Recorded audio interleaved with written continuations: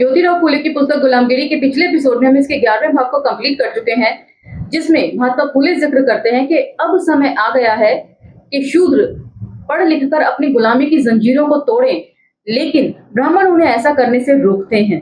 वे शूद्रों को घेर कर उनके साथ अपने वेद के उल्टे सीधे ज्ञान बांटते हैं, जिसके कारण शूद्र अंग्रेजी सरकार जो उनका भला करना चाहती है उसी से ही लड़ाई मोल लेते हैं। कायदे से तो उन्हें बलि राजा के अनुयायी यानी कि अंग्रेज सरकार, और बलि राजा का मतलब है ईसा मसीह के अनुयायियों के साथ साठगांठ करनी चाहिए और गुलामी की जंजीरों से बाहर आने की कोशिश करनी चाहिए, लेकिन होता इसका ठीक विपरीत है।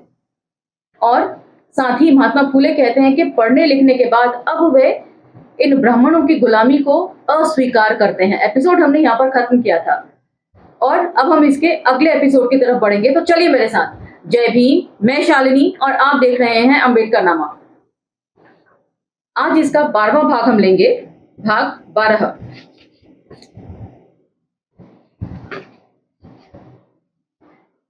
ईमानदार ब्राह्मण कुलकर्णी, यूरोपियन लोगों के उपनिवेशों की आवश्यकता, शिक्षा विभाग के मुंह पर कलंक, यूरोपियन कर्मचारियों का दिमाग कुंठाग्रस्त क्यों होता है आदि के संबंध में हर बार की तरह ढूंढीराव प्रश्न कर रहे हैं।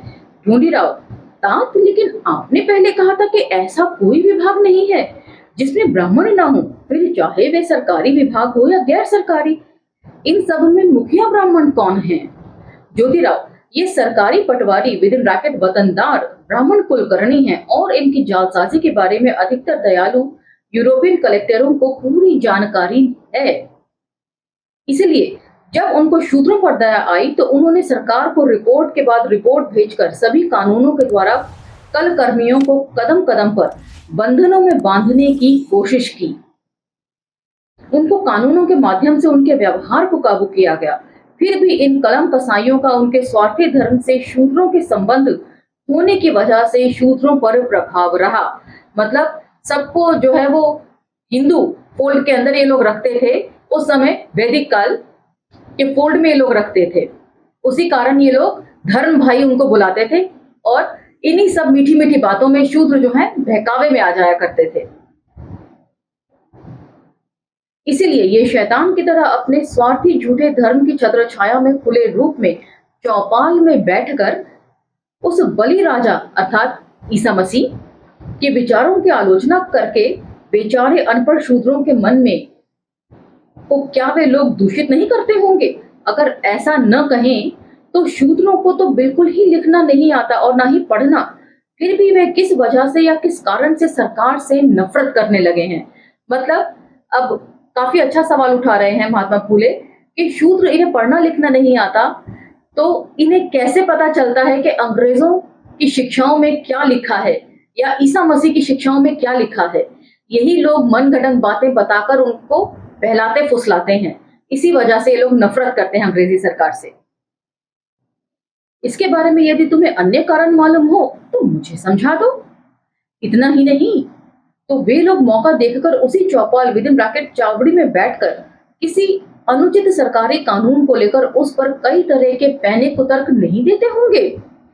और शूद्रों को सरकार से नफरत करनी चाहिए, इसलिए उनको क्या चोरी चोरी पाठ नहीं पढ़ाते होंगे। मतलब सरकार जब बोलती होगी कि आप लोग शिक्षा लीजिए, अंग्रेजी शिक्षा का उस समय बड़ा जोर था, तो ये लोग क्या बोलते होंगे कि तुम सबको धर्म परिवर्तन करके ईसाई बनाने की चालें चली जा रही हैं।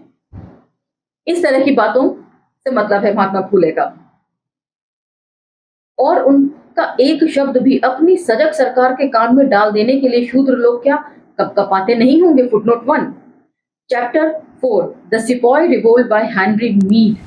मतलब शूद्रों के मन में ब्राह्मणों को लेकर इतना डर है कि वो सरकार तक ये बात लेकर ही नहीं जाते कि आपके बारे में इस तरह की बातें ब्राह्मण कर रहे हैं।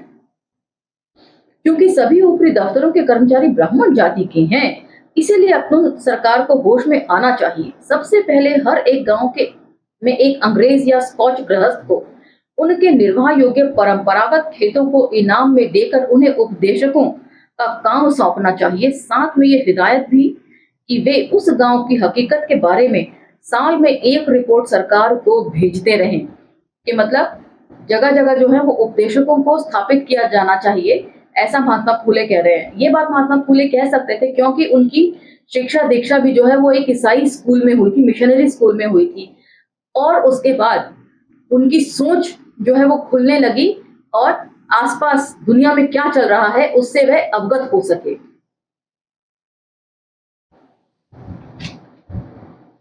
यदि इसका कानून बनवाकर बंदोबस्त किया गया तो भविष्य में नाना पेशवा जैसे ब्राह्मणों को फिर किसी प्रकार के विद्रोह करने की बात ध्यान में भी नहीं आएगी और उनके किसी पीर पैगंबर से मिन्नत मांगी या उसके किसी शिवलिंग की यात्रा करके उसके द्वारा स्वादिष्ट भोजन खिलाने की बजाय चमत्कारिक ढंग से तैयार की गई रोटियां गांव में पहुंचाकर वह प्रसाद शूद्रों को खिलाकर सरकार के विरुद्ध विद्रोह करवाने की बात सूझी तो इन पटवारी विदिन ब्रैकेट वतनदार कुलकर्मियों फुटनोट 2 की एकता बिल्कुल काम नहीं आएगी। तो फुटनोट 2 पढ़ लेते हैं। कुलकर्णी, कुलकर्णी, कर्णिक, पटवारी, तलाटी आदि शब्द समानार्थक हैं। गांव के चौधरी या प्रधान का कारकुन, गांव की जमीन और उसके लगान का हिसाब किताब रखने वाला एक छोटा सरकारी कर्मचारी। अब इस छोटे सरकारी यानी कि क्लर्क को ये लोग बढ़ा चढ़ा के ना जाने क्या क्या पेश कर सकते हैं, बिल्कुल वैसे ही जैसे आज कल चर्चा में बना रहता है कि संविधान जो है BN राव ने लिखा था, जो महज एक क्लर्क की हैसियत से एक सहयोगी थे डॉक्टर अंबेडकर के। कुल का मतलब जमीन विद इन ब्रैकेट खेत का हिस्सा और करण का मतलब है मेहनताना। उस समय ऊंची जाति के ही लोग कुलकर्णी पटवारी आदि होते थे। आज ब्राह्मणों तथा कायस्थों में Kulkarni Karnik surname with in bracket जो कुल नाम है वे यही हैं। ऐसा इसलिए बिना शूद्रों का अस्तित्व ही नहीं रहेगा, उनके पांव इस धरती पर नहीं टिके रहेंगे। इतना ही नहीं, जब वे यूरोपियन उपदेशक शूद्रों को सही जानकारी देंगे और उनकी आंखें खोल देंगे तो ये लोग इन ग्राम राक्षसों के नजदीक भी नहीं फटकेंगे।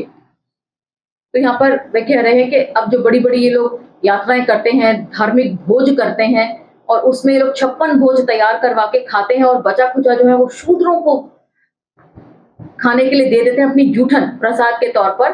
तो ये सब चीजें वे नहीं कर सकेंगे जब शूद्र जो है वो पढ़ लिख कर समझदार हो जाएंगे।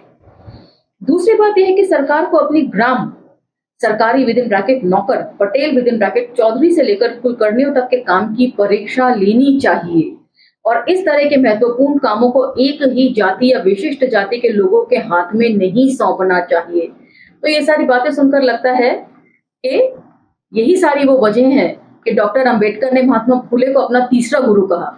ये उस समय भी बात कर रहे हैं कि किसी को भी रिकमेंडेशन पर चीजें नहीं देनी चाहिए, बल्कि उनसे लिखित परीक्षा लेनी चाहिए और देखना चाहिए कि वो इस परीक्षा को पास करके इस पोस्ट को लेने लायक है भी या नहीं। इसका परिणाम यह होगा कि फौज की तरह इस काम में कुछ विशेष अधिकार की बात पैदा नहीं होगी, बल्कि उसका पूरी तरह से प्रबंध हो जाएगा और सभी लोगों को पढ़ने लिखने की इच्छा भी पैदा होगी। हमारी दयालु अंग्रेज सरकार को चाहिए कि शिक्षा विभाग का फजूल खर्च एकदम बंद कर दे और ये सारा पैसा कलेक्टर के खाते में जमा कर दें। फिर हर यूरोपियन कलेक्टर की ओर से जॉर्विस साहब की तरह किसी प्रकार का पक्षपात न करते हुए सभी जाति के प्रतिभावान मेधावी छात्रों में से कुछ छात्रों का चुनाव करके उनको केवल साधारण खाना और कुछ कपड़ों की व्यवस्था करके उनके लिए हर कलेक्टर साहब के बंगले के पास पाठशाला चलानी चाहिए और उन छात्रों को पटेल, कुलकर्णी तथा Pantoji within bracket patwari, police, Patel, ग्राम सेवक आदि के काम की ट्रेनिंग देकर फिर परीक्षा लेकर इस तरह के काम को सौंप देना चाहिए। तो हो सकता है उस समय महात्मा फूले ने ऐसा देखा हो कि सरकार इतना सारा पैसा खर्च कर रही है लोगों को शिक्षित करने में, लेकिन वो पैसा जो है गलत सलत कामों में ज्यादा खर्च हो जा रहा है। इसलिए वो कह रहे हैं कि सरकार को नहीं शिक्षा विभाग को देना चाहिए, बल्कि कलेक्टर को सौंप देना चाहिए और कलेक्टर को एक काम सौंपना चाहिए। और उस समय कलेक्टर जो है वो यूरोपियन हुआ करते थे, ब्राह्मण नहीं हुआ करते थे। इसलिए शायद महात्मा फूले को कहीं ना कहीं उम्मीद होगी कि ये लोग काम में ईमानदारी बरतेंगे और सबको पढ़ने लिखने का समान अधिकार जब देंगे, कलेक्टर के अंडर अगर ये काम होगा तो उसका रिकॉर्ड जो है मेंटेन किया जा सकेगा। मेरी समझ में यही आ रहा है। और साथ में वे ये भी कह रहे हैं कि जो लोग हैं सभी जाति के जो इंटेलिजेंट या प्रतिभावान स्टूडेंट्स हैं उनको चुना जाए और उनको स्कॉलरशिप का बंदोबस्त किया जाए, उनके हॉस्टल की व्यवस्था की जाए उस समय भी वे ये सब बातें कह रहे हैं। और सुनिए, इसका परिणाम ये होगा कि ये सभी लोग ब्राह्मण कुलकर्णियों की एकता के लिए बदनाम नाना पेशवा जैसे ब्राह्मणों के काम नहीं आएंगे, बल्कि जो लोग शूद्रों को फंसाकर उनके खेत विद इन ब्रैकेट बदन हड़पते होंगे और उन लोगों से हर तरह के झगड़े करवाते होंगे, उनको वैसा काम करने के लिए वक्त ही नहीं मिलेगा। तो मतलब शूद्र जो हैं वही इनके ब्राह्मणवाद को पुख्ता करने के काम आते हैं।